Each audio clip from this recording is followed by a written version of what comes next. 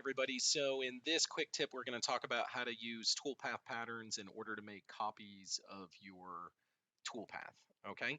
So what we're going to do is we're going to create a job from template. Okay. We're going to use the Bob art example that we did in yesterday's webinar. Okay. So we'll go ahead and say okay on this. We're going to update our stock size. All right. We'll say okay on that.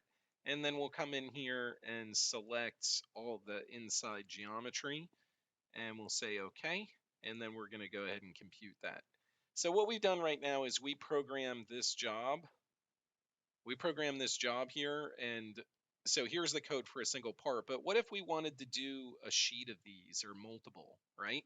So instead of our stock being this size, let's say that in X positive, we have, 15 more inches, right? Or let's make it a little longer.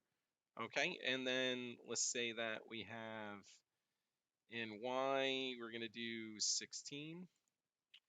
This probably should be 8 times 4. Let's do that. Okay. That's a little better.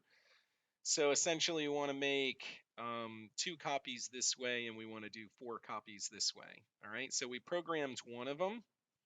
And then now what we want to do is pattern it. Now you can pattern a whole job, or you can pattern a feature. Now there's different types of patterns. There's a work offset pattern, which is for G54, G55, G56 type setups where you're programming the same part in multiple work offsets.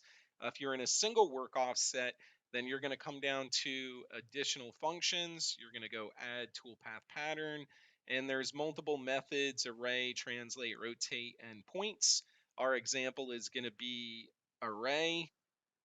From here, we're going to say distance is 8, and we want 3 copies, so the original plus 3 more. And distance in Y is going to be 8, and we want 2 copies.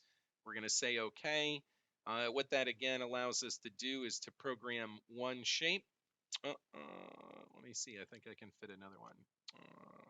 Sorry, 4. Okay, so we can program one shape, and then we can use a pattern to make copies of it. This is a lot faster than having to select everything. And if you need to make a change, you can make a change to one versus having to make a change to all of them. So for instance, I'm going to come in here and I want to change the heart. Okay, just as an example. So I'll do utilities, and I'm going to do drag corner. Again, one of the topics we talked about in yesterday's webinar. And then so this is Florida, and we're in the Tampa Bay area. So our office is right about here. So we're going to just have that pointing to our office. So if you fly in for an in-house training event, you're going to fly into Tampa, and then we're about 20 minutes or 30 minutes from Tampa International. Okay, so I just made a little update.